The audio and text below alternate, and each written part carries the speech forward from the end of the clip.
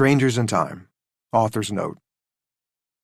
I've been an Anglophile for a long time, having cut my youthful readers' teeth on British writers like Agatha Christie, Arthur Conan Doyle, H.G. Wells, Ian Fleming, George Orwell, J.R.R. Tolkien, Lewis Carroll, Daniel Defoe, Charles Dickens, and many more.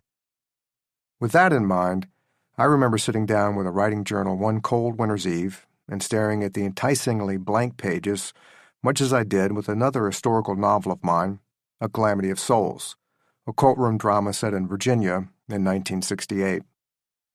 Strangers in Time is set in 1944 in London, where World War II had left its ferocious imprint like it had on few cities.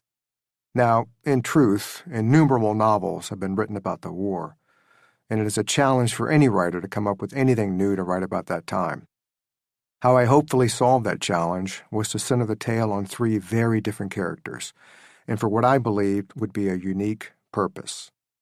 They are Charlie Matters, a lad from Bethnal Green in the hard-scrabble East End of London, Molly Wakefield, a girl from Chelsea in the fashionable West End of the city, and Ignatius Oliver, a widower who runs a small bookshop in the Strand, roughly halfway between Charlie's and Molly's worlds. Now, war is difficult on everyone. There are degrees of difficulty, and since Charlie was poor and Molly was wealthy, their experiences started out as being very dissimilar. Ignatius's experiences are, again, in between the two extremes of Charlie and Molly. With that framework set, I then proceeded in the novel to blow it all up, much like the German bombs dropped on London did to that city. Charlie lost what little he had. Molly lost all that she had. And Ignatius, childless and bereaved and wondering what, if anything, he had left to contribute to life, finds himself in the precarious position of having two teenagers as his wards in one of the most battle-scarred metropolises on earth. War is a great equalizer of the lives of those it impacts. It does not care about wealth, power, or position. It does not care about familial ties. A war's goal is only to destroy people and all that they have. It was my intent to show that people from all sorts of different backgrounds can form the unlikeliest and most unbreakable bonds of faith and friendship when circumstances like a world war have carved the human element straight out of humanity. And of course, the ultimate goal is to claw that human part back into one's life.